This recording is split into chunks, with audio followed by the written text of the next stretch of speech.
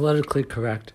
I talked in my last podcast I just did a few minutes ago, actually, about nuance, and that, a lot of times the success or even the truth, if you want to think of it that way, is in the details, is in the layers, that you have to peel things down. When you just do blanket statements and generalizations that gloss over things, that's lazy thinking, and you don't really, achieve at a deep level if you just are lazy in your thinking. You have to get into nuance, and things are not always black and white, as they say.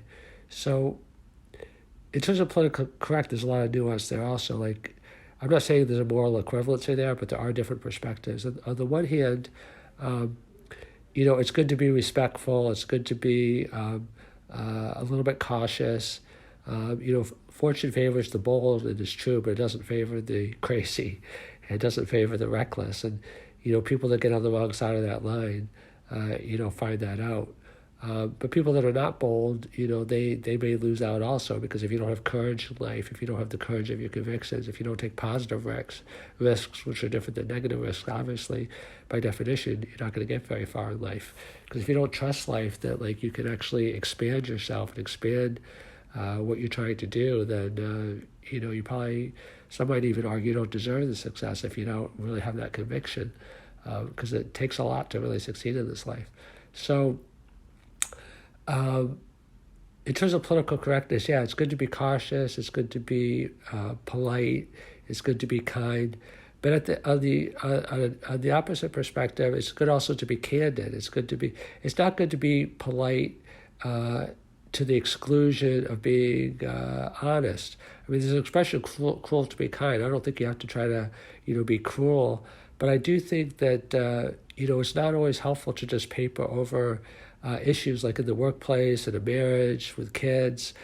You have to address issues. Like, being a successful entrepreneur is just like about problem solving. The bigger problem that you can solve, the more people will pay you to solve it. So you have to actually get in there and see what the problem is. They say that denial is not just a river in Africa. That's a joke, an old joke.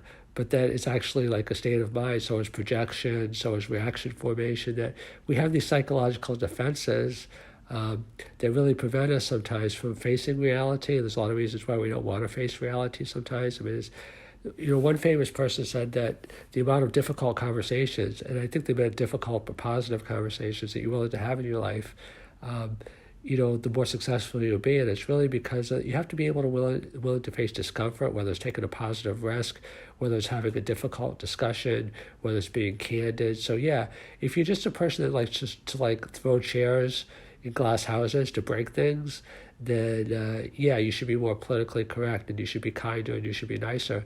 But if you're a person that always tippy-toes around the truth, and you're just doing platitudes just to make people feel good, or you're a people pleaser and you really don't have character. I mean, I know some people that, they seem like the nicest people in the world, but they're so fake and they're so phony that it's not, and they're so self-serving that it's not nice at all. It's hypocrisy. So try to find that balance in terms of political correctness and other things as well.